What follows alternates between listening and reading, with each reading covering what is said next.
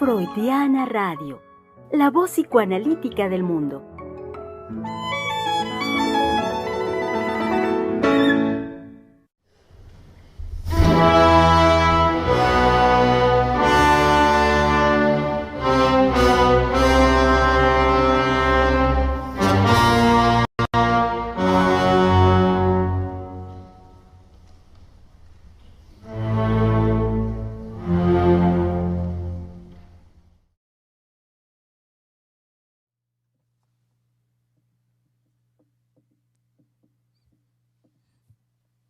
Tradicional es, querido público, la imagen de nuestros psicoanalistas a lo largo de la historia, adustos, serios, hasta la palabra, ¿no? Que en muchos ámbitos se conoce ortodoxos. Ni qué decir, por supuesto, la imagen siempre tan seria y formal del doctor Sigmund Freud. ¿Por qué digo esto, querido público? Porque cómo me gustaría que nos vieran en este momento, con mucho sentido del humor, aquí los analistas del Centro de Investigación, intercambiando algunos gestos divertidos, algunas caras, grandilocuencia entre los psicoanalistas del Centro de Investigación y Estudios Lacanianos. Entonces, bueno, no cuenta con la posibilidad de mirarnos, querido público, en tanto, mientras tanto, sirva entonces la palabra y a partir de ello, del recurso de la palabra, la descripción que podemos hacer del sentido del humor, del agrado, del gusto que siempre nos acompaña en el centro de investigación, en el momento en el que podemos abrir este espacio para estar aquí con ustedes, estar, y lo digo enfáticamente, como bien lo han escuchado y lo escuchan permanentemente de parte de la doctora Heiser. Estar hoy, 29 de septiembre del año 2021. Salud, Giselle, no lo escuchan, pero yo la vi. Salud. Estar aquí con ustedes, querido público, ya casi terminando el 9º mes de este año 2021. Sean muy bienvenidos al espacio de la conversación. Bienvenidas, por supuesto, todas sus palabras, sus opiniones, sus preguntas, sus cuestionamientos. Háganse sentir, hagan valer su presencia aquí, querido público. Saben que en Freudiana Radio, la voz psicoanalítica del mundo, ustedes con su participación, su expresión son no importantes, son fundamentales. La doctora Heiser lo ha dicho puntualmente, sin ustedes no existiríamos, no estaríamos acá. Entonces, sean pues bienvenidos y claro, en un y con un tema tan importante, tan sensible, escabroso también como es el que hemos venido trabajando a lo largo de esta semana. Venimos conversando al respecto de la pederastia y que esto nos llevaba a, por supuesto, también dar cuenta, como ayer lo hacíamos, unos minutos había transcurrido el programa de ayer, y caíamos en cuenta que parecía que el tema en sí del programa, de la conversación, era la sexualidad infantil.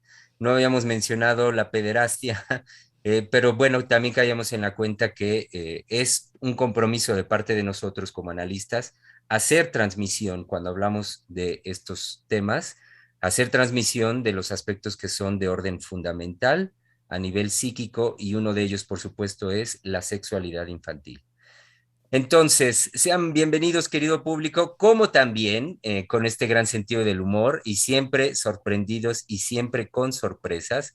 Es para nosotros de sumo agrado darle la bienvenida a una colega del Centro de Investigación, que voy a decir incluso una bienvenida con mayor amplitud, no solo aquí en el espacio radiofónico, sino dentro del centro mismo de investigación, dado que es, ¿cómo decirlo?, joven aún su participación y su llegada al Centro de Investigación y Estudios Lacanianos. Así pues, muy bienvenida acá, y que esperemos sea más frecuente y claro, importante e interesante su participación aquí, a nuestra querida colega Ivette Peval, le voy a decir como siempre aparece en las redes sociales, pero bueno, es nuestra colega Ivette. Hola, ¿qué tal? ¿Qué tal a todos? Muy buenas tardes. Pues muy contenta de estar compartiendo este espacio con todos ustedes en un tema pues muy, muy importante y de información muy valiosa que espero los que nos estén escuchando se animen incluso a compartirlo por lo trascendental que vamos a ir conversando el día de hoy. Así es, Ivette. Muy bienvenida. También muy bienvenida antes de que corra y se mueva de lugar en lugar, como saben que es su característica. Y entonces, estando ahí en los controles de Freudiana Radio, démosle la bienvenida a nuestra querida colega Giselle Mendoza. Qué barbaridad, parezco chapulín, brincando de un lugar a otro. Y por cierto, eso de chapulín me recordó que la vez pasada tuvimos de visita aquí un amigo grillito precioso, era de un verde hermoso, verdaderamente hermoso. Se coló, me imagino que por la ventana de la radiodifusora de la cabina de radio, y vino a saludar y aquí andaba pululando. Finalmente lo tuvimos que sacar para que pudiera seguir viviendo, no se nos asfixiara aquí adentro. Si en algún momento quieren conocerlo, tenemos evidencia física de su presencia y de su paso por aquí a la cabina, lo cual fue padrísimo. Y pues por supuesto, bienvenida Ivette. Y es un gusto enorme encontrarme hoy con ustedes. Creo que hoy no tengo un día tan ajetreado, así que podré estar en el programa como tal, que me encanta. Qué gusto y bienvenida, Giselle. Como también, siendo miércoles, saben que aquí está, sin lugar a dudas, en el espacio de los miércoles, que es donde podemos volver a pensar el tema de conversación, y que es donde tradicionalmente aquí está nuestra querida colega Valeria Reyes. Hola, buenos días a todos. Es un gusto enorme estar aquí. Estoy muy animada. Creo que el tema sí definitivamente es escabroso, pero me doy cuenta que el psicoanálisis nos abre un panorama para poder tocar esas cosas escabrosas en algo que Freud nombró la sexualidad normal, y que desde ahí, para nosotros los psicoanalistas, este tema, que puede ser inclusive pensado desde una moral y evitado desde otros campos, nosotros lo podemos tomar y hablar de él precisamente en esa disposición de que la gente, nuestros radioescuchas sobre todo, puedan escuchar desde un discurso distinto algo que es muy importante en relación a los acontecimientos, en cuanto a lo que está ocurriendo en la infancia, ¿sí? Pues a esta situación de que ha incrementado el abuso sexual en los niños, y sobre todo poder proporcionar un recurso de lo que sí se puede hacer al respecto de esto, y no quedarnos solamente de brazos cruzados, ¿no? Como si no hubiera nada que se pudiera hacer. Entonces, pues me parece que el programa será sumamente importante, y pues estoy muy contenta dándole la bienvenida a Ivette, y bueno, con el gusto siempre de estar con todos los colegas. Pues muy bien, ya que lo propone Vale, que así sea. Hablemos pues de la sexualidad normal. Y bajo la conducción, la dirección, siempre atinada, siempre amorosa, lo saben muy bien, de nuestra muy querida directora del Centro de Investigación y Estudios Lacanianos, a quien le damos una muy cálida y alegre bienvenida a nuestra querida doctora Silvia Heiser. Híjole, ahora sí que el estar aquí. ¡Bravo! Aquí estoy. Qué lindos colegas. Fíjense que sí, todos necesitamos en un momento dado el reconocimiento, los agradecimientos también, ¿sí? Es decir, todas aquellas cosas que se pueden decir en cuanto al cariño, la ternura, el amor, el compañerismo, la fraternidad universal, como dice nuestro señor presidente, ¿sí? Que ya no tengo por qué ser neutral, ya me perdonaron.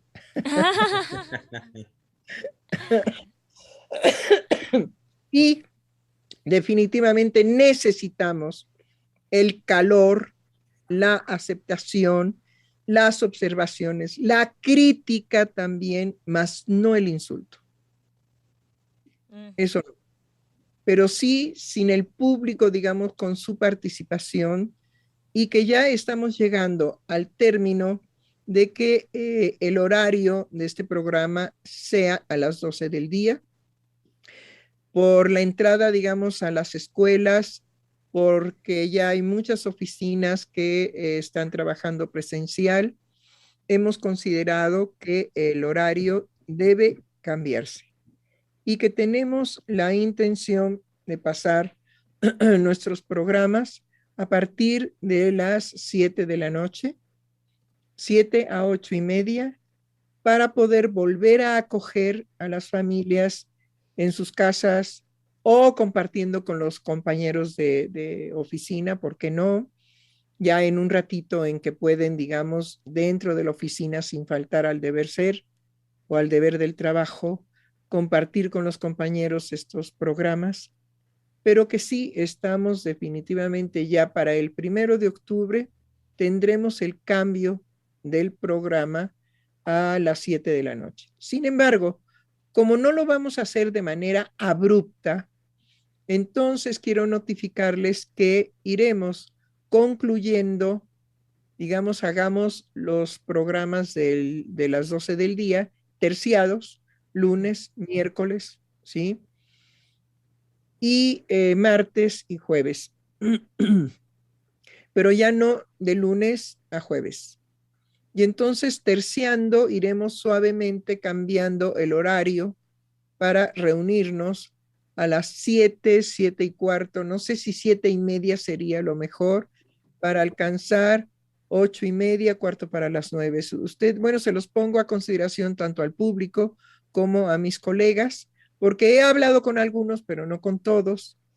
Entonces aprovecho esta ocasión para avisar en este programa, dado que estamos próximos a terminar septiembre y se había hablado, y creo que estábamos esperando ya la entrada a la escuela como más masiva, más consciente, más participativa, tratando de tomar nuevamente la vida cotidiana con las reservas necesarias porque la pandemia no ha concluido.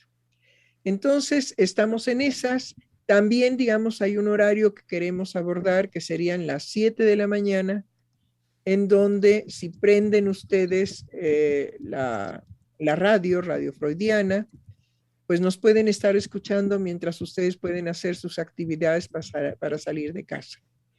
En fin, estamos tentaleando porque los horarios, estamos pensando en los horarios porque lo que deseamos es volver a tener esa trascendencia en la vida cotidiana de los seres humanos hoy que nos toca en el 2021, no solamente festejar la independencia, el bicentenario de la independencia de nuestra querida patria, sino también festejar que estamos recuperando nuestra economía y nuestra vida cotidiana, con las debidas precauciones, pero estamos tratando de recuperarla. Entonces, bueno, esto es lo que finalmente me atrevo a anunciar, y lo iremos anunciando a lo largo de esta semana, que en septiembre concluimos para empezar el 1 de octubre con un horario de 7 de la mañana o 7 de la noche, según nuestro público nos podrá decir cuándo es más cómodo. Ojalá y pudiéramos tener los dos horarios, 7 de la mañana y 7 de la noche, porque sería, digamos, pues muy oportuno capturar, porque queremos llegar a todos, porque queremos verdaderamente que esto de los temas que nosotros preparamos para ustedes sean un beneficio en el diario vivir, sea la reflexión que ustedes pueden llevar a cabo en su diario vivir, la clarificación de tantas cosas tan complejas, tan terriblemente complejas, que por eso la psiquiatría y la psicología tomaron otras premisas para hacerlo de alguna manera más cerrado, más práctico, más condensado, pero no necesariamente de la mejor manera, tenemos que decirlo, no de la mejor manera. Nosotros sabemos el beneficio de los fármacos psiquiátricos, pero sabemos también, digamos, los fracasos terribles que ha tenido la psiquiatría a lo largo de su presencia en la comunidad mundial. Así como la psicología cognitivo-conductual, que borra definitivamente la parte más nuclear, esencial del ser humano, su subjetividad, y entonces la lleva a una estandarización de construcción de conducta a partir precisamente de los estudios de laboratorios con animalitos que pues no tienen la culpa de proceder de tal manera, los obligan, las formas, digamos, de las pruebas, y entonces de ahí pasar al lenguaje psíquico, más bien psicológico, no psíquico, al lenguaje psicológico, la conducta animal para de esa manera explicarnos la conducta animal humana. Solamente que la diferencia es que la rata la cogieron ahí en el experimento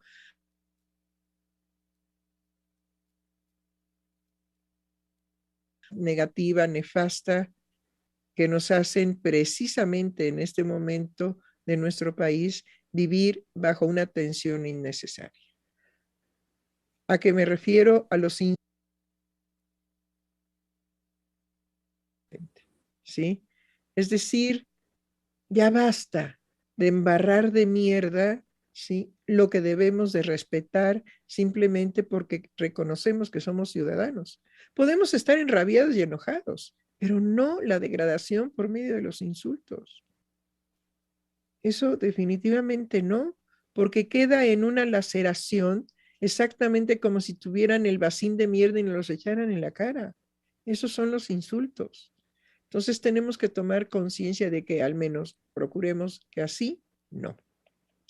Pues bien, aquí estamos y nada menos el programa, la conversación de hoy será hablar y esclarecer la complejidad perteneciente a la genialidad de Freud, del esclarecimiento de la complejidad de la sexualidad infantil para que el pederasta no lleve a cabo la disculpa o la conveniencia de su acto diciendo que el niño tiene una sexualidad en cuanto a la obtención de la satisfacción erótica idéntica a un adulto, porque puede, digamos, manifestar sensualidad.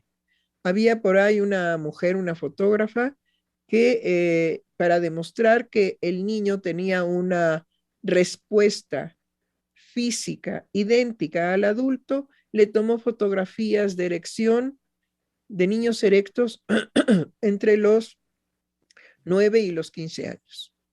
Definitivamente no se trata de eso. No se trata de que si le pico yo a alguien en la oreja no sienta comezón, cosquilleo, nerviosismo o cualquier cosa. Pues sí, todo nuestro cuerpo está hecho para responder precisamente a cualquier percepción que venga del exterior, sea un piquete de mosco, sea un ruido que nos despierte en la noche, sea un retortijón, sea un dolor de cabeza. Es decir, somos definitivamente una esponja de percepción. Y por eso el órgano más extenso para dar precisamente notificación de todo lo que acontece en nuestro exterior es la piel.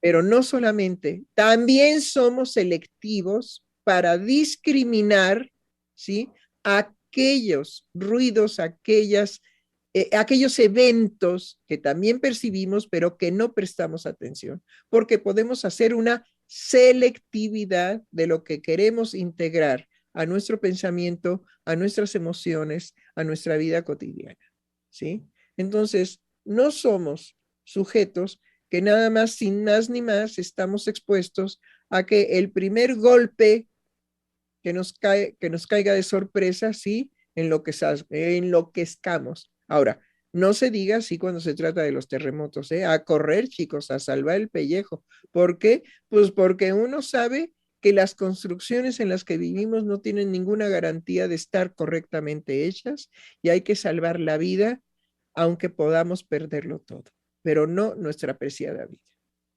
Bueno, tenemos entonces el tema de esclarecimiento principalmente de que la sexualidad infantil no es, ¿sí?, la sexualidad adulta.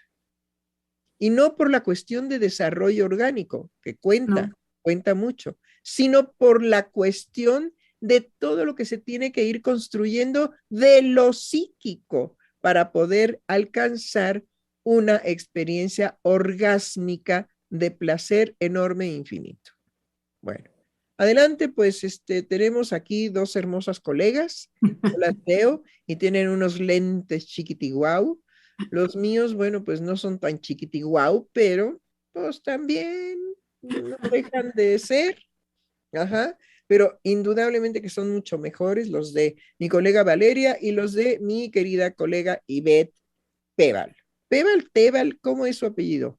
Sí, Peval, con P, Peval. Peval, ok. Bueno, entonces, pues bienvenida nuevamente y arranquemos, mi querida Vale. Sí, doctora, claro que sí. Pues así es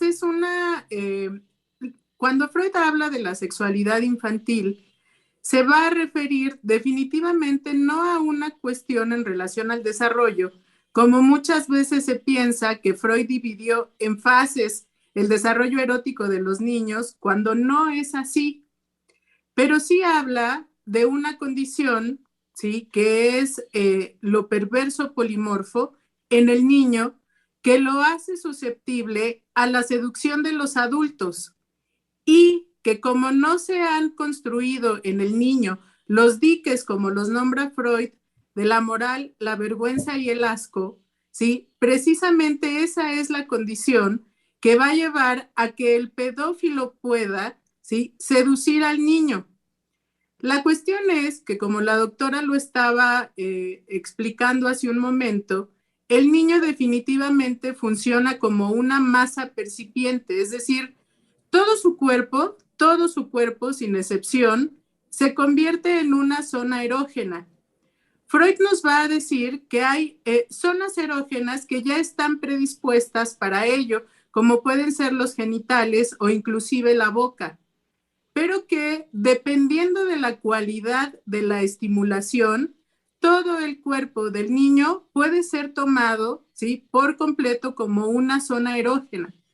Entonces, a ese nivel de estimulación, cuando llega por parte de un adulto una seducción, por supuesto que el cuerpo del niño reacciona a partir de esos niveles de erotización que puede sentir, porque ahí realmente lo que le ocurre al niño es un impacto por lo que siente, en donde todo eso queda libre, dado que no está construida la moral, que es un punto de referencia muy importante para Freud, porque Freud nos va a hablar de un periodo en donde no hay una moral, un periodo de amoralidad, pero que va a llegar un momento, Freud no nos da fechas, por supuesto, no nos dice en qué año va a pasar eso, lo único que dice es que va a llegar un momento en que va a surgir por esas vivencias sexuales, por la seducción de algún adulto o por una seducción externa,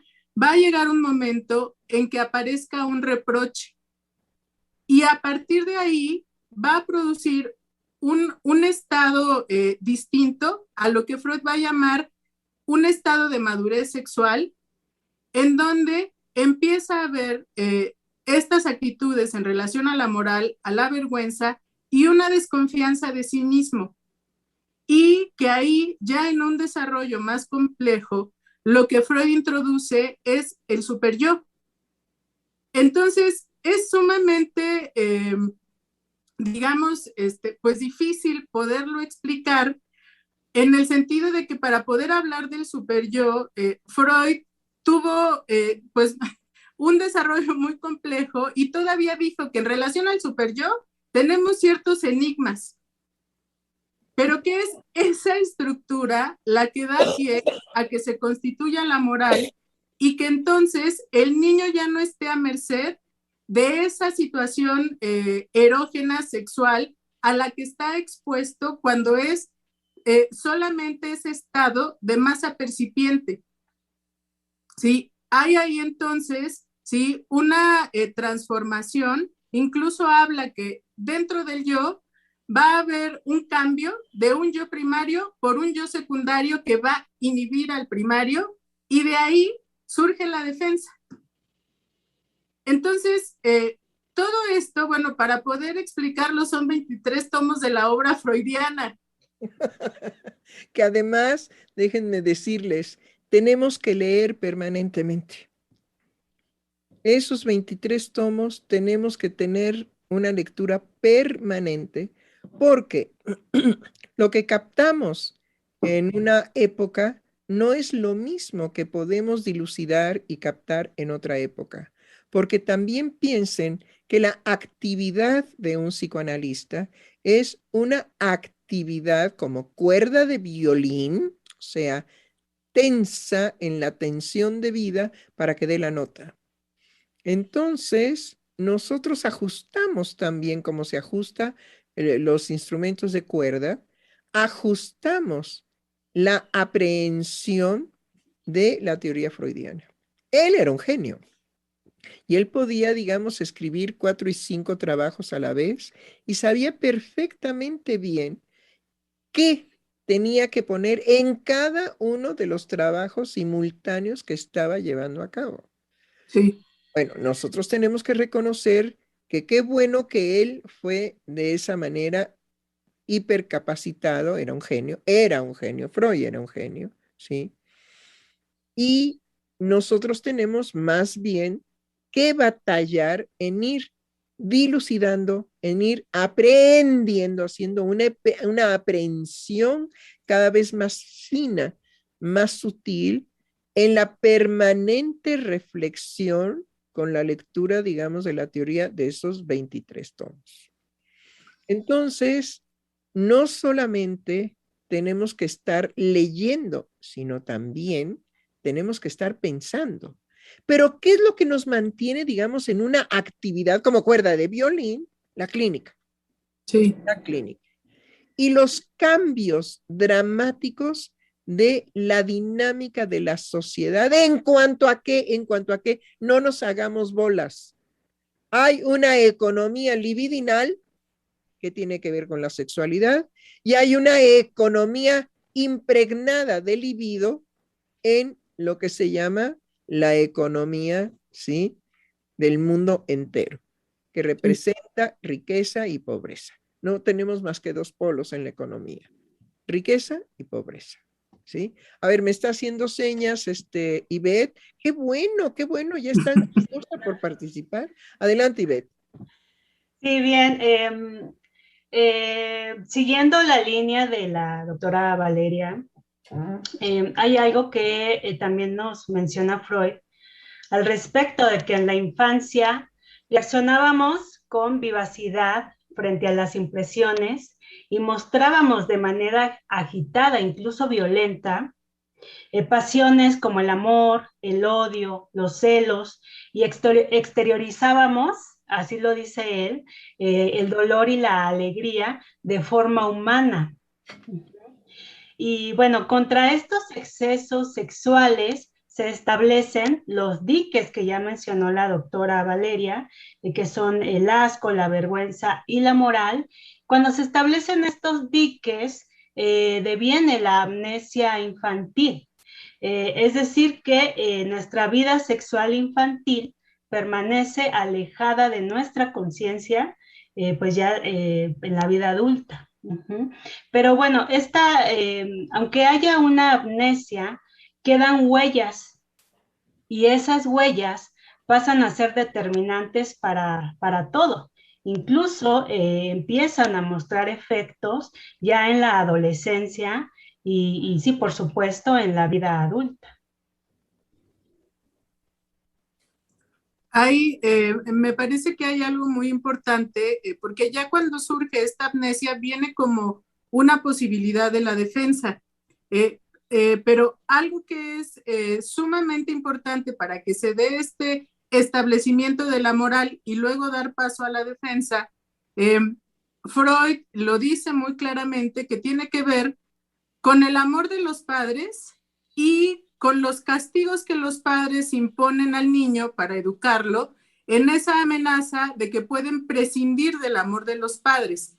Entonces, este establecimiento de la moral va a ser a partir de esa relación con los padres, sobre todo de la situación amorosa, que también es lo que va a llevar al niño a tener ese establecimiento de esos parámetros morales en donde él ya no queda a merced de su sexualidad.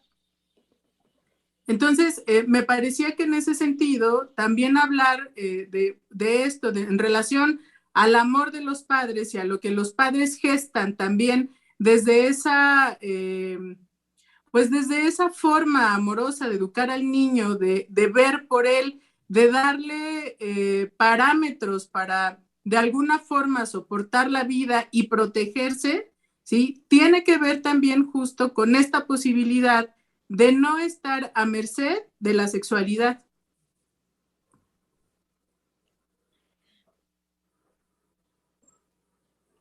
Sí, justo en esta línea, que me pareció muy importante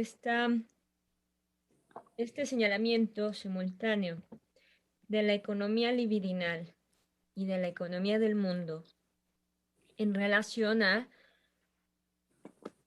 cómo hemos imponiendo otra moral actualmente que es totalmente afín al capitalismo, que es totalmente afín a este volver objeto económico cualquier cosa, sea la vida de los niños, sean nuestros órganos, sea nuestra sexualidad, que aunque no es atrapable, nos venden la fantasía de que la podemos atrapar, de que la podemos alcanzar, de que la podemos a partir de ese alcance modificarla. Y esto se ha visto manifiesto en toda esa pugna que hay al respecto de los derechos humanos, al respecto de los derechos de los niños, en donde está colindando esta propuesta de los niños pueden prescindir de la potestad de los padres en función de tomar una decisión de modificar su cuerpo. A eso se apuesta. Se apuesta a desproteger a los niños al respecto de la potestad de los padres, en aras de una cierta libertad subjetiva que se conquistaría por las vías de ¿quién? El padre capitalista, por supuesto.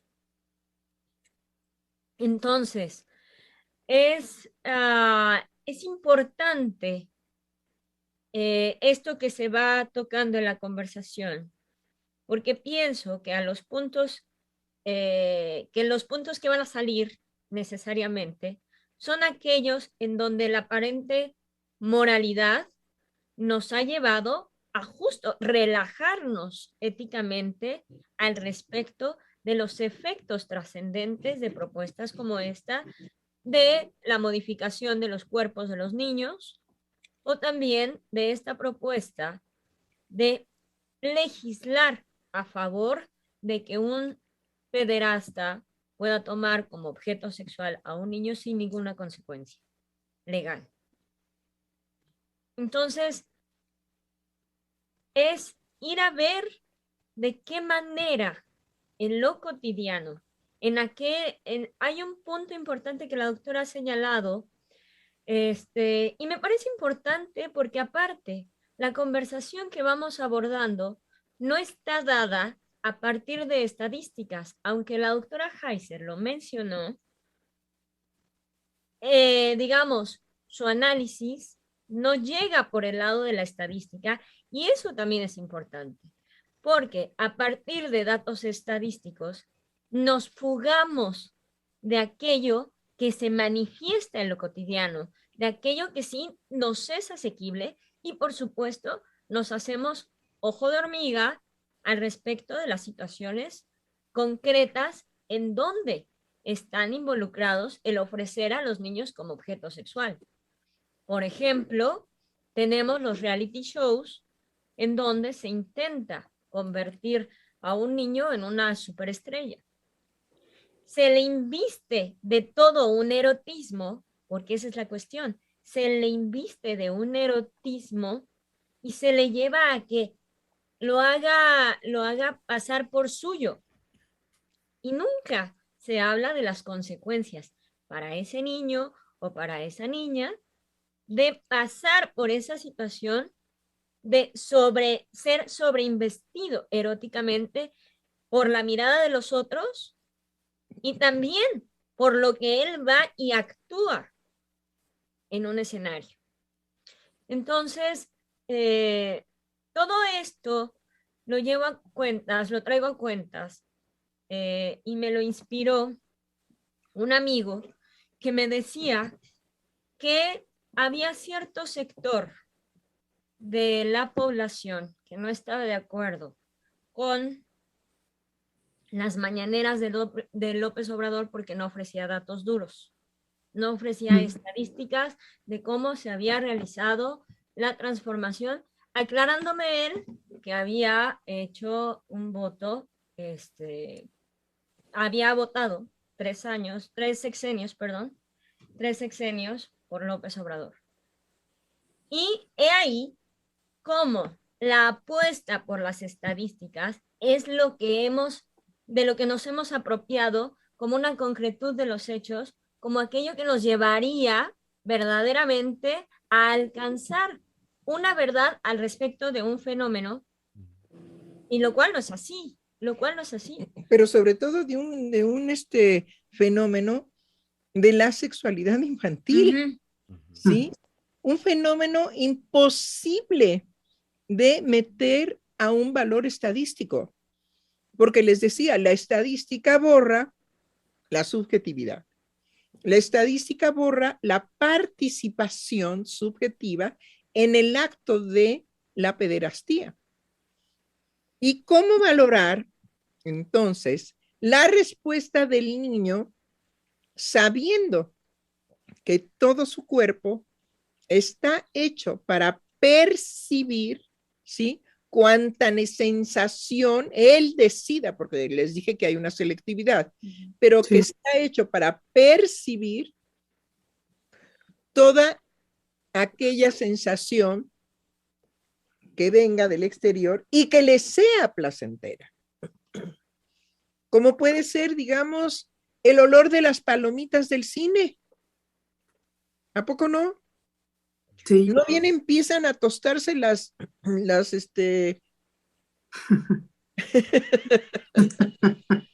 maicitos, ajá, que despiden un olor con la sal y el aceite ese asqueroso que le ponen, pero uno no percibe nada más la sal y el aceite horrendo asqueroso, no, la combinación aromática y inmediatamente hay una respuesta por parte del hipotálamo de desear obtener en la boca, que ya lo había señalado Freud, en la boca, el placer de integrar esa maravillosa sensación que viene del exterior.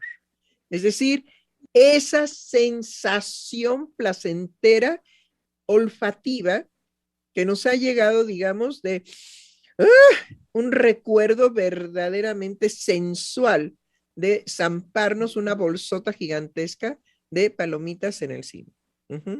Entonces, todos los seres humanos estamos expuestos precisamente a ese tipo de seducciones. Claro, esta es una seducción por medio de los olores. Y también, curiosamente, podríamos rechazar todos aquellos olores que vienen de la putrefacción, pero hay sujetos que encuentran un placer inédito en la aspiración de la putrefacción. Ahí tenemos precisamente los vaivenes del placer de la sexualidad. Entonces, ¿cómo dejar claro para nuestro público que la sexualidad infantil no tiene, ¿sí?, ya establecido todo aquello psíquico que se requiere para poder llegar propiamente a un placer de la sexualidad por parte de un adulto? Sí, Germán. Y pienso, doctora, que justamente ahí es donde se introducen de varias décadas para acá los valores del orden económico mundial para querer dirigir todos los destinos de la humanidad, por supuesto, incluido el destino de sus placeres.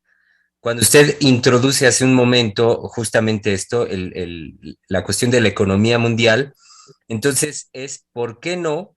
Si es posible y han descubierto las grandes corporaciones capitalistas del mundo, que es posible dirigir casi con absoluta seguridad los destinos hasta de los placeres y de las satisfacciones de los seres humanos para ser metido eso dentro de los valores de una economía. Y en ese sentido, poder incluso garantizar lo que el conocido de Giselle le decía, poder garantizar inclusive en términos estadísticos la ganancia que se va a obtener a través de la satisfacción erótica de los seres humanos. Pero lo que usted acaba de señalar, doctora, me parece fundamental en cuanto al descubrimiento freudiano, insistir en decir cómo en el orden de la satisfacción erótica no está preestablecido y ya establecido, ya fijado para cualquier ser humano el que será su objeto y su forma de satisfacción sexual. Eso tiene que ver, eso es justamente lo que abre el campo psicoanalítico en cuanto a las posibilidades de la creación. Eso es propiamente el fundamento de la creación humana. Entonces, ¿cómo querer someter esto a la cuadratura de los valores económicos?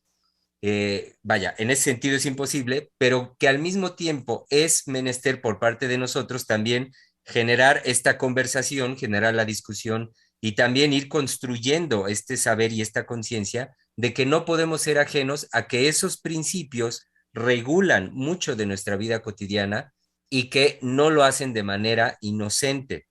Entonces, por ello es señalar todo lo que se juega en el ejemplo que usted ponía el lunes, doctora, o no me acuerdo si ayer, en cuanto a que se subasten hoy a nivel mundial, se pueda poner en línea y se subaste la virginidad de una pequeña de, no sé, 12, 14 años y que alcance económicamente, alcancen en la puja niveles tan elevados de paga justamente por ello, sin importar el sujeto de que se trate, simplemente el objeto, el concepto dentro de un valor de mercado, nombrado así virginidad, y cómo y hasta dónde eso se puede representar económicamente hablando.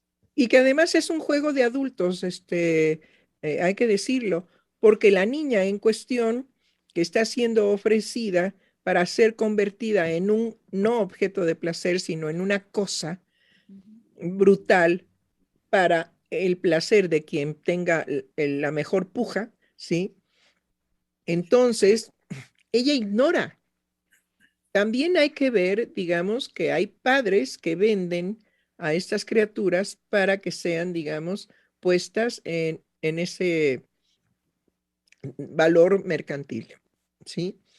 Pero la niña en cuestión no puede dimensionar lo que le va a acontecer con la bestia que le puede, digamos, tocar en la satisfacción de convertirla en cosa, no objeto, porque yo ya lo convertí en cosa en el momento en que pago una cantidad elevadísima para ser, digamos, el que gane la cosa, que se está ofreciendo para un placer sexual. Entonces se pueden imaginar el evento traumático para esa niña y que después de eso es un desecho. Después de ese evento, ¿sí? Es un desecho. Esto es lo que es terrible. El poder convertir a un ser humano de esas edades, ¿sí? En un desecho, en algo que se puede tirar, ¿sí? En las aguas negras del drenaje. Esto es lo que es definitivamente desproporcionado en relación a lo que el niño, en este caso, en esas edades, ¿sí? No tiene todavía desarrollado ni construido en cuanto pudiera, por lo menos, defenderse en un momento dado, porque ella pudiera pagar a un defensor si el violador que le va a tocar, porque es un violador, ¿sí? Pudiera inclusive llevarla a la muerte. Ni siquiera tiene la posibilidad de dimensionar qué es lo que le va a suceder a ella con esta exposición a ser vendida como una cosa. Bueno, eso es lo que es definitivamente atroz. Nada tiene que ver con el derecho de los pederastas cuando hay esta notificación de estos crímenes. ¿Sí? Y volviendo, digamos, a la exposición que se hace por medio de utilizar a los infantes que imitan y que representan a artistas famosos imitándolos, ¿cuáles son las consecuencias en estos niños, ¿sí? Cuando ganan y cuando pierden? Porque están bajo esa situación emocional, cuando ganan y cuando pierden. Pero además los jueces es otra asquerosidad en cuanto que se permiten, sin ningún reconocimiento a la situación emocional infantil, se permiten hacer observaciones, evaluaciones. Tienes muy linda voz, pero creo que tendrás que irte superando a lo largo de qué, porque después de que pierda, otra vez es un desecho. ¿Dónde están todos los niños que han perdido en esos recitales mórbidos? ¿En dónde están? ¿En qué situación emocional han quedado? Y los padres con el entusiasmo, digamos, de tener a su artista famoso que les dé, pues, niveles de dinero impensables, porque ahí, digamos, la fantasía es gigantesca, ¿no? ¿Sí? Si empiezan a los 8, a los 9 años, y los voy a explotar y explotar y explotar, ¿qué cantidad de dinero me van a dejar, no? ¿Qué ha pasado con todos esos niños que han perdido en estos certámenes, ¿sí? En donde definitivamente deben de considerar que el negocio es redondo, porque no tiene ningún costo ni de vestido, ni de preparación, digamos, para estas criaturas, porque los maestros que los atienden para que puedan, digamos, llegar al espectáculo, ¿sí? Pues, Dios, con que sepan hacer ABC, ¿sí? Ya, listo, el que sigue, ¿sí? No es auténticamente una preparación artística, sino es prepararlos como carne de cañón para toda esa pederastía oculta detrás de estos certámenes.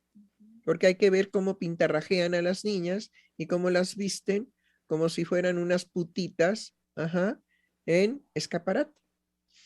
Bueno, y no se diga de los niños. Sí, Ivette.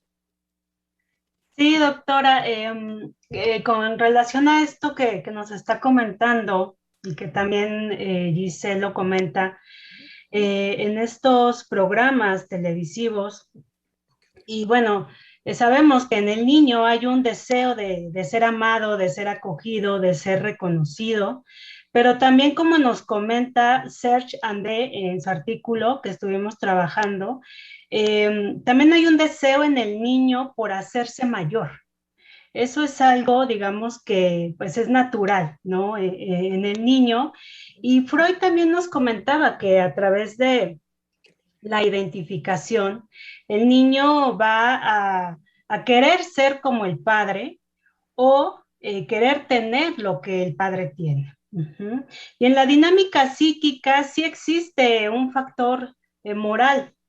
De hecho, Freud nos comenta que este factor moral es de condicionamiento orgánico, viene hereditariamente con la especie. Y va a producir un conflicto en cada uno de nosotros, menos en el pedófilo. En el pedófilo, en el pederasta, no va a haber este conflicto, no va a operar el sentimiento de culpa, que es lo que pues pasa con pues muchos, pues incluso estos jueces que se prestan, ¿no? A este tipo de cosas. Ellos, digamos que no opera ese factor moral en ellos pues de una manera, pues como por lo regular se espera que debería de operar, ¿no? No, porque ellos mismos, digamos, caso por caso, todos los casos que atienden, le dejan una buena tajada, ¿sí? Para hacerse de la vista gorda.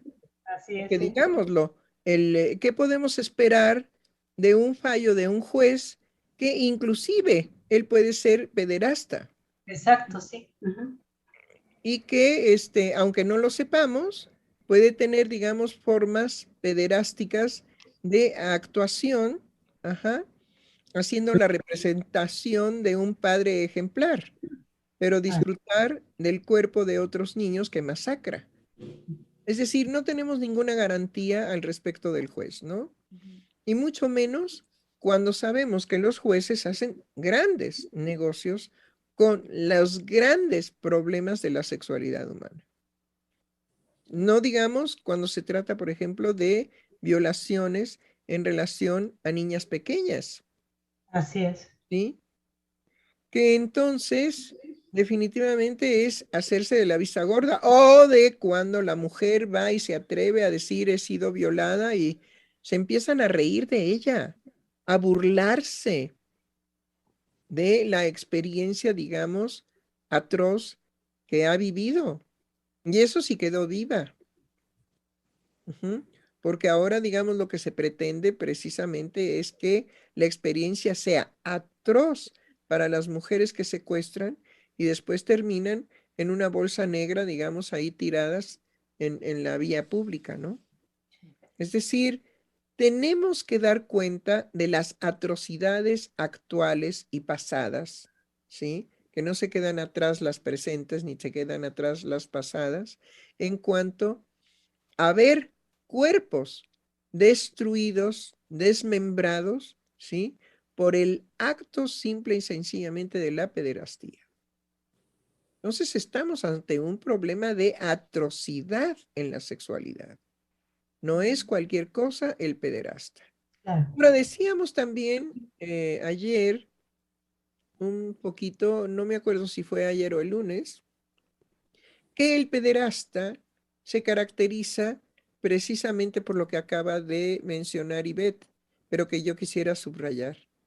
No hace una constitución moral psíquica que le permita tener sentimiento de culpa. Es decir, el pederasta no contiene en su dinámica psíquica la creación psíquica del sentimiento de culpa. Por eso, pues no van a hacer una demanda analítica, ¿sí? Y que precisamente lo que usted recuerda de Serge André, decía que él, en un principio de su artículo, si lo recuerdo bien, que él se preguntaba que no sabía a santos de qué estaba recibiendo demandas y demandas y demandas de pederastas, ajá, cuando precisamente, pues el psicoanalista no espera pederastas en su consultorio. Y que había, digamos, los prejuicios psicoanalíticos de que al ser, digamos, un perverso que obtiene, pero si al alcance de la mano, porque las estadísticas empezaron a dar cuenta de que el porcentaje mayoritario del abuso sexual es con los familiares, con el padre, con el abuelo, con el tío, con el vecino, que es como familiar de la familia, en fin, dentro del ámbito familiar. Entonces viene la complicidad de las mujeres en cuanto que cómo voy a ir por esta imbécil escuincla estúpida, ajá, voy a ir a declarar a mi marido que me sostiene, que me da muchas satisfacciones de otra índole, por esta estúpida que está diciendo que su padre está abusando de ella. No, definitivamente no. La insulto, la agredo, la golpeo y la mando a un rincón para que llore como la muñeca fea de Cricri y la ignoro. ¿Por qué? Pues porque definitivamente, ¿cómo le voy a dar mayor valor a lo que esta escuincla estúpida sí está viviendo con los beneficios que yo pueda tener de un esposo. Que no estoy peleando si me ama o no me ama, no, de un esposo, nada más a secas, ya, Sí. ¿sí? Entonces, entre las madres cómplices, entre los padres violadores, entre los tíos violadores, pederastas, ¿sí? Con diferentes características, el primo hermano, ajá, el hermano mismo, pues tenemos verdaderamente un boom. Es decir, alguien mencionó en algún momento una pandemia en relación a la pederastía, ¿sí?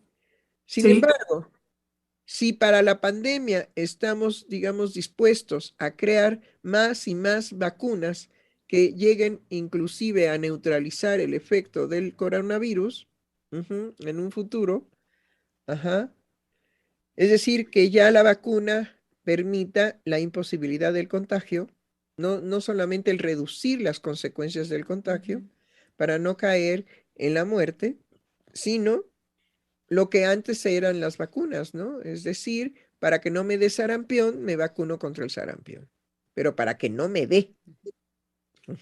Bueno, entonces, definitivamente tenemos que crear formas de protección a los niños, porque puede ser Juan Pito de las flautas, puede ser, digamos, la niñita que no salió al recreo y un maldito profesor la ve ahí sola y dice, ahorita, sobre el muerto de las coronas, le tapa la boca y le dice, te callas y si gritas te mato, te ahorco.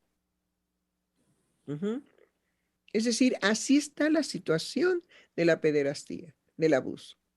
Sí, me hace pensar también, doctora, en cómo ahora, a partir de todas estas formas de aplicaciones o de redes sociales en donde se pueden subir videos cortos, hay también un empuje constante en donde exhiben a los niños que pueden pues hacer alguna situación graciosa o decir una grosería o hacer algo que son inclusive los mismos padres que los graban y suben el video y que existe esta posibilidad ahora de obtener dinero dependiendo de cuánta gente vea el video y le dé like.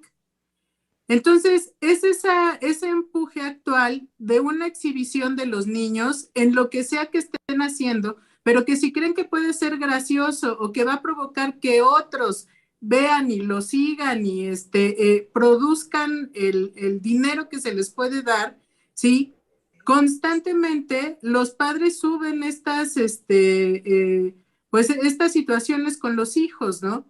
Y ahorita que usted está mencionando todo esto, me parece que esta es otra forma en la que la pederastia se puede presentar, ¿sí? Y en donde la gente que participa es la gente que se ríe o que le gustan esos videos de los niños exhibidos y los mismos padres son los que hacen esto. Bueno, sí, lo hacen por dinero, es decir, algo que en una ocasión hace mucho tiempo vi es las carcajadas de ver caer y lastimarse a un niño. Sí. Y hacer, digamos, de la caída del niño un divertimento, pues, ¿para quiénes? Para toda la morbidez que produce eso, ¿no? ¿Sí? Bueno, indudablemente. No sé, ¿tenemos comentarios, Germán? Sí, doctora, en este momento doy lectura. Tenemos por parte de nuestra radioescucha Analicet Martínez, que nos dijo, buenos días, saludos. También nos escribió Cuy Cetina y dice, buenas tardes desde Colombia. Muchas gracias por su tiempo y su conocimiento. El psicoanálisis es una luz en esta oscuridad que nos propone la realidad. Y el último comentario hasta este momento llega por parte de Serg Psic y dice, se ha violentado el discurso del infante y por consiguiente aplastado el poder de su palabra. Saludos. Sí, sinceramente, qué buen comentario. Porque eso no Hay otro quiere. par de comentarios también. Ah, sí, a ver. Adelante. De Lidia Alemán nos dice, así es, experiencia vivida. Los jueces son gente sin valores. Ella misma también nos comenta que es un tema tan delicado y el daño es irreversible y sin la capacidad de esta sociedad de comprender. Hablo de manera general, incluyendo a los familiares cercanos, tema muy valioso el de hoy. Y termina diciéndonos, destrozan vidas sin ningún miramiento. Analicet Martínez nos envía buenos días y saludos. Esos son los que había. Muy bien.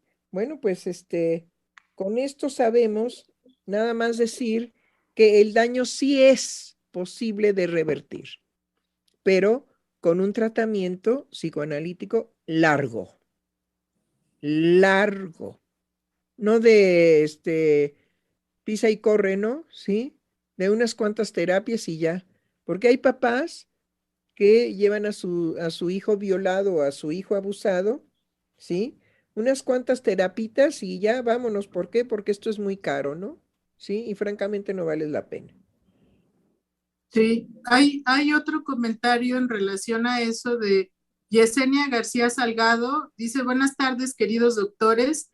Incluso las mismas madres amenazan a las hijas que se atreven a denunciar a su padre o familiar. Ah, sí. Sí, sí, sí. Bueno, pero pues entonces hay que pedir y hay que buscar de qué manera proteger cada vez más a los niños, porque les digo, una niña que no haya salido al recreo y que la vea desprotegida un maldito profesor pederasta, ahí, ahí, pero sin ningún miramiento, ajá, va a proceder a violarla.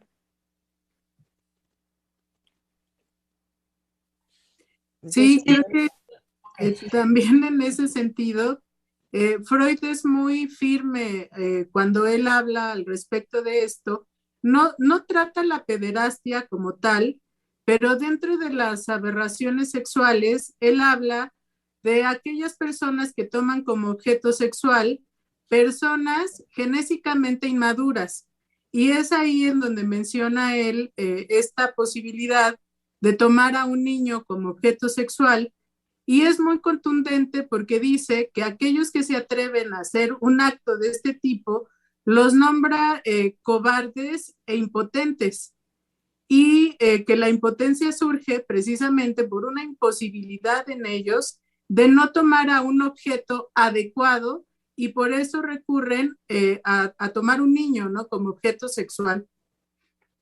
sí, es verdad que la impotencia masculina, ajá, puede indudablemente justificarse a través de mancillar criaturas, ¿no?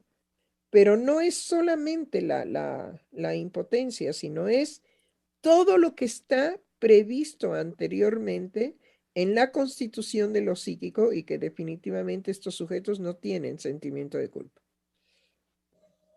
aparte de la impotencia que puedan tener.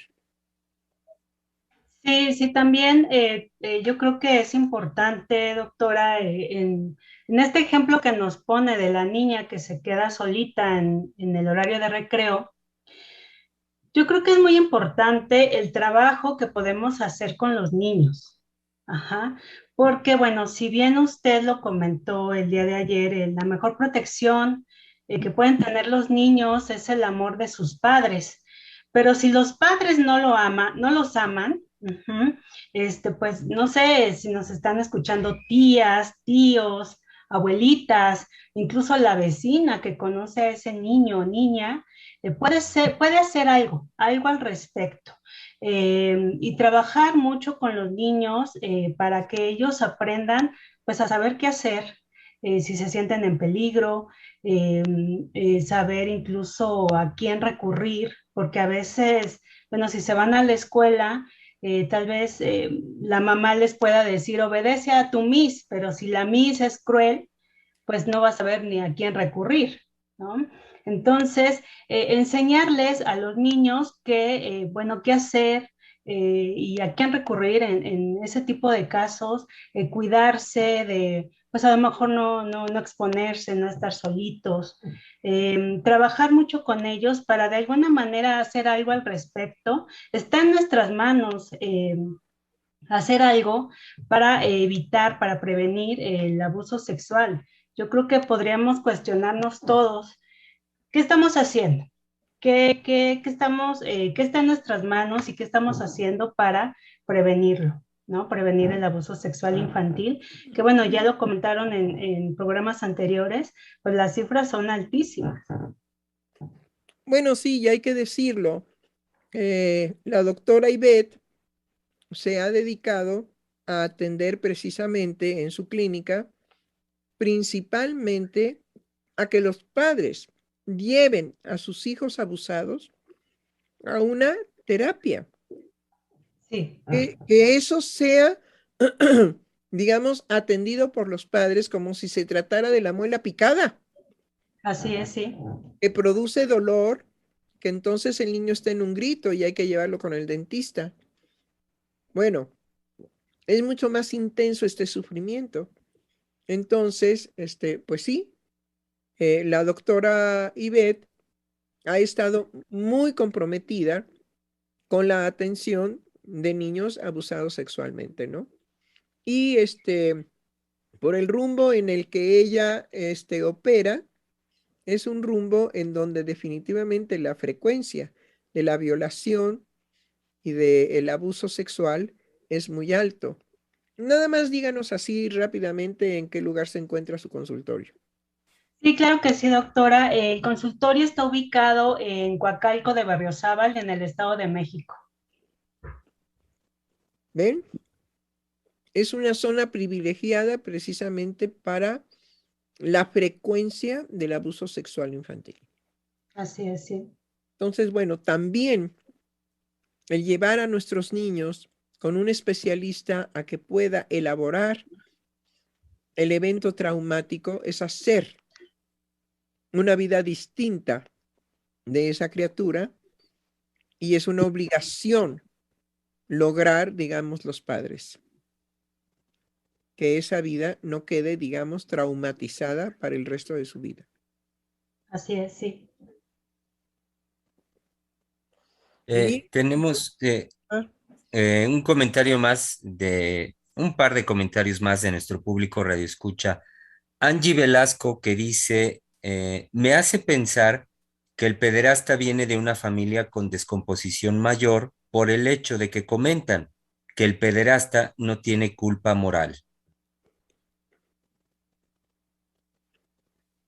Y también en relación a lo que comentaba usted, doctora, sobre el tratamiento psicoanalítico y que dijo usted largo de una manera muy enfática. Lidia Alemán dice mucha tolerancia y amor y después dice literal, años de mucho trabajo. Sí, sí. Pero a lo que yo voy es que a tiempo, en cuanto el evento se ha descubierto, porque hay que darle confianza al niño de que se lo pueda decir a la mamá, de que se lo pueda decir a un maestro. El riesgo de decírselo a un maestro es que el maestro puede ser pederasta. Sí. Entonces, lo más seguro, pues, es a la madre. Que la madre vea de qué manera lleva a su hijo a tratamiento. Y que considere que el tratamiento, digamos, de semejante evento traumático salvará a su hijo de muchísimas vicisitudes verdaderamente trágicas. Entonces... Y aunque el niño no lo comunique inmediatamente a su madre, doctora, a mí me pasó algo con mi hija, tenía como 3 años, y pues yo con ella trabajaba mucho en ese aspecto de que no permitiera ciertas cosas, porque pues sí, por una necesidad la tuve que dejar más o menos a esa edad de los 3 años en guardería. Y entonces yo pues siempre he sido algo desconfiada y era muy observadora de mi hija. En una ocasión, ella jugando, colocó a todos sus muñequitos como si estuvieran en el salón de clases. Y ella les empezó a gritar, cállate, siéntate, aquí la que manda soy yo. Entonces, no me lo comunicó, digamos, de manera directa, pero con eso yo me di cuenta que algo estaba pasando y sí, en el salón de clases, bueno, en la guardería esta. Al día siguiente, cuando la llevo a la guardería, eh, me coloco en la entrada, en un lugar donde pues todos pudieran escucharme y le dije, que te vaya bien, que tengas un lindo día. Recuerda, aquí nadie debe de gritarte. Y entonces, pues sí, lo escucharon todas las mamás en ese momento y las maestras, ¿no? Entonces, sí, inmediatamente en cuanto pude la saqué de esa guardería, pero sí, digamos que la directora sí me contactó para ver si estaba pasando algo. Ajá. Y le dije, bueno, yo detecté esto en mi hija y le estoy enseñando lo que no debe de permitir, porque sí me dijo, es que como lo dijo en voz alta y todas se dieron cuenta, pensé que había pasado algo. No, le digo, yo le estoy enseñando a mi hija lo que no debe de permitir de nadie. Ujú. Entonces, bueno, en ese aspecto era que la maestra les gritaba, pero puede ser en cualquier otro aspecto que si nos ponemos a observar el comportamiento del niño, podemos darnos cuenta de muchas cosas. Totalmente de acuerdo. Pero eso es porque los padres deben de tener una conciencia de la amenaza de los pederastas.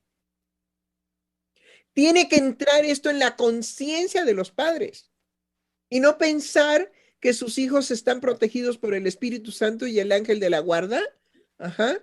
Y entonces eso no va a suceder. No, eso puede suceder en cualquier momento. Y tienen que preparar a sus hijos para la huida, para el grito, para evitar, digamos, que el pederasta lo agarre.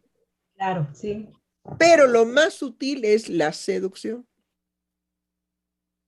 Es lo más refinado, porque el pederasta trabaja a la niña o al niño durante un tiempo. Ajá. De, oye, tú y yo vamos a tener un secreto. ¿Te gustan los secretos? Pues el niño va a decir que sí. Sí, sí me gustan. ¿Y te gusta también, digamos, por ejemplo, las hamburguesas? Ay, claro que me gustan las hamburguesas.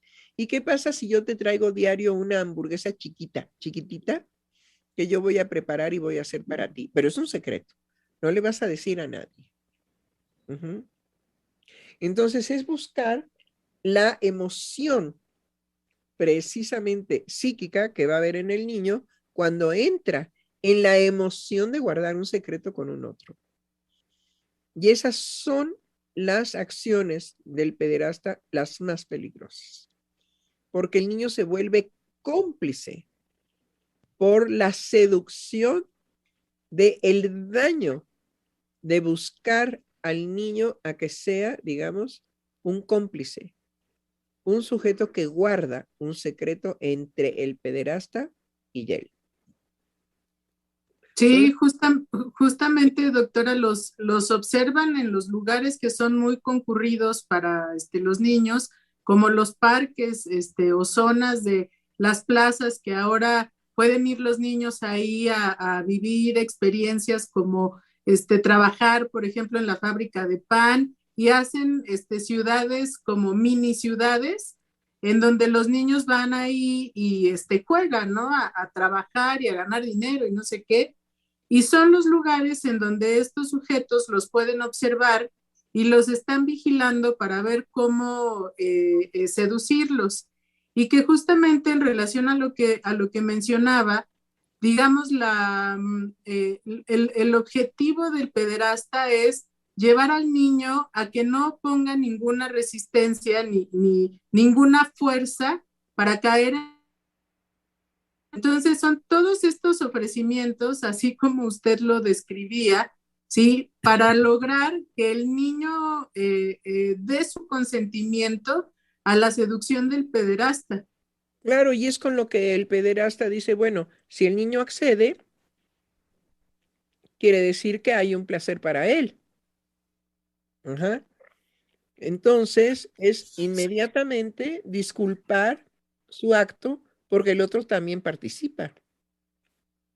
Y de lo que tenemos precisamente que proteger a nuestros hijos es de que no participen en esas seducciones y que lo que puede sucederles es muy trágico. Exacto, sí. Ujú.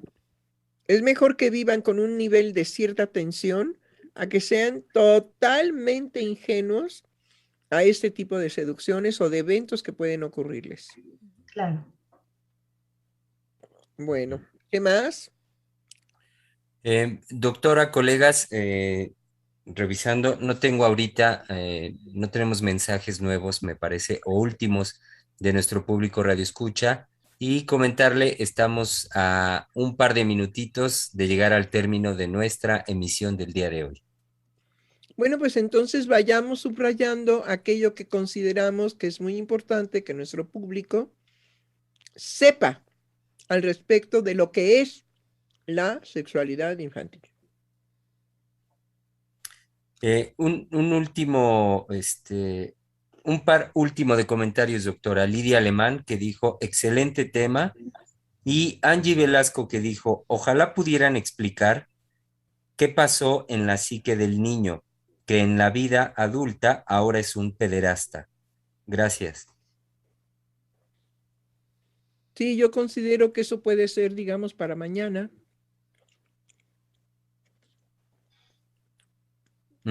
Sí.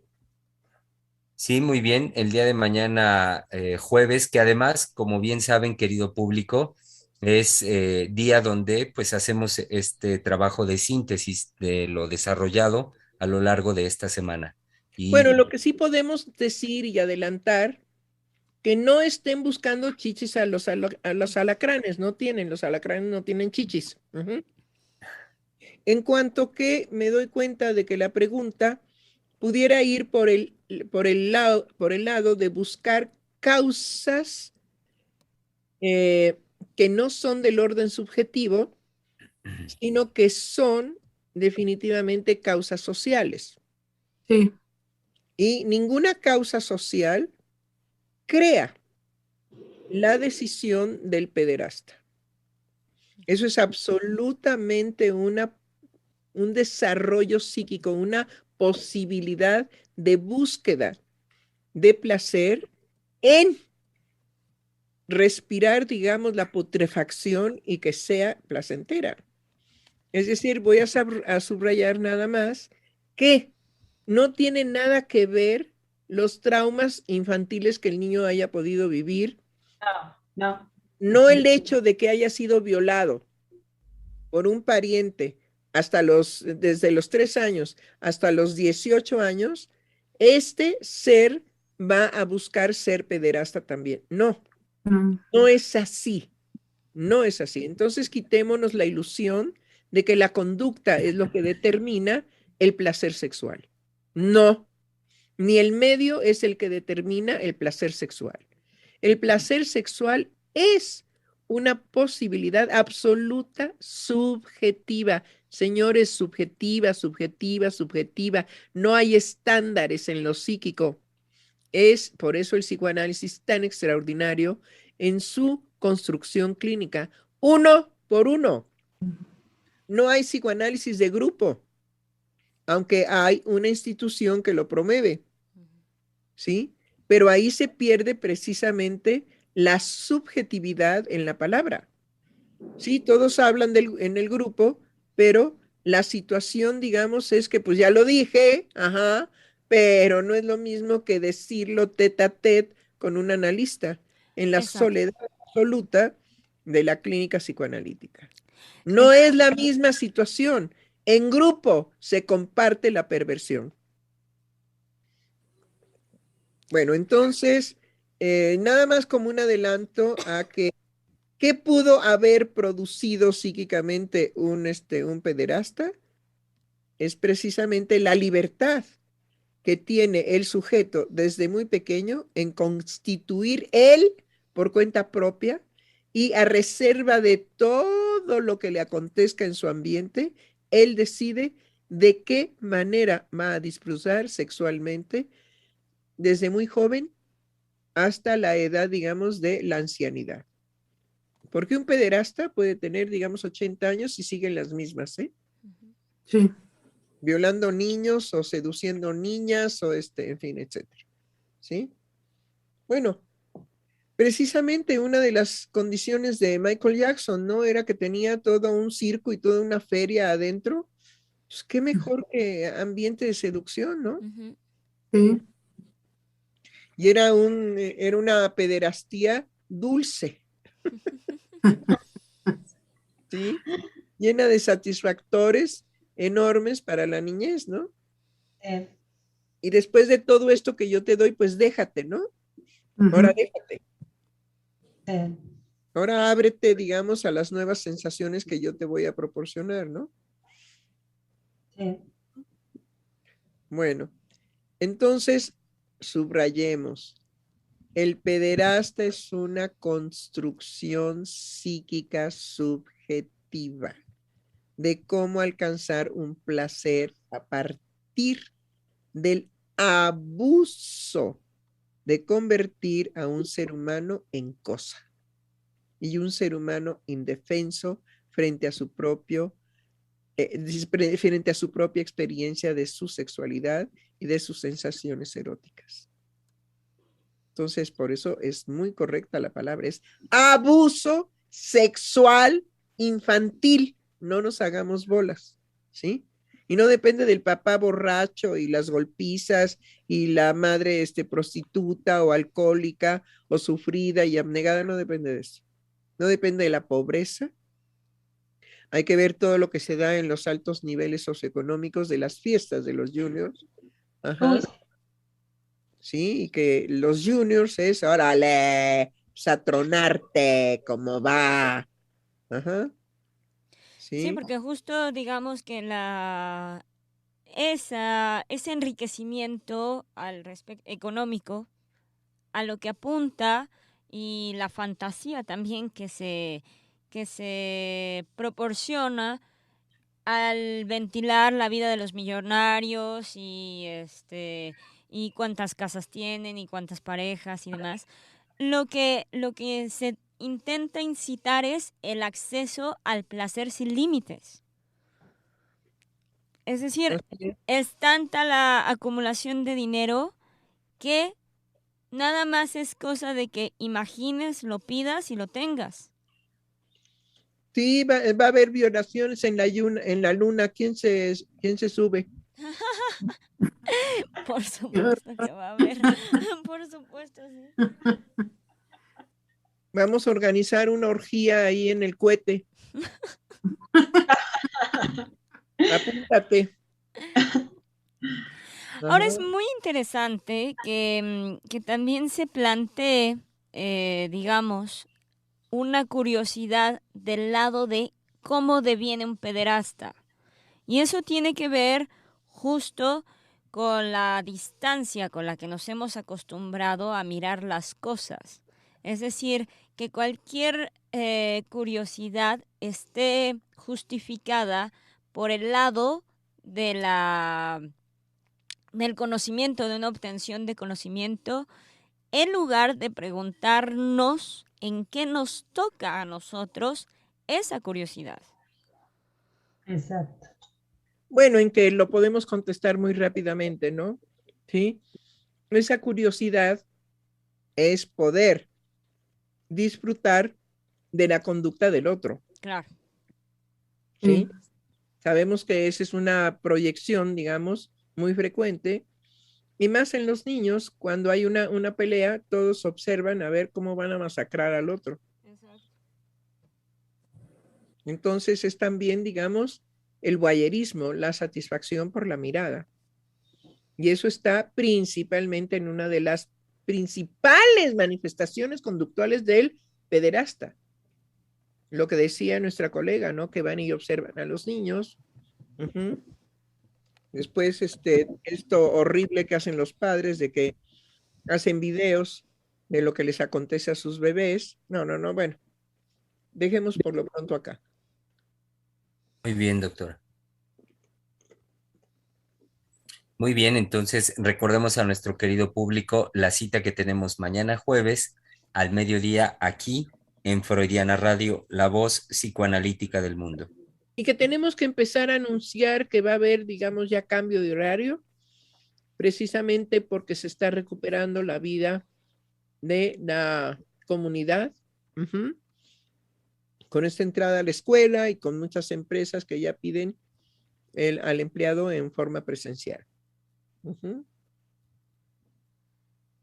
Y estamos pensando en las 7 de la mañana y las 7 de la noche. No ir, sino en las 7 de la mañana o las 7 de la noche en un principio. Y en octubre ir distanciándonos del horario de las 12. Muy bien, doctora. Ok. Hasta mañana. Hasta mañana. Hasta mañana y gracias por su presencia, Ivette. Igualmente, gracias a todos ustedes.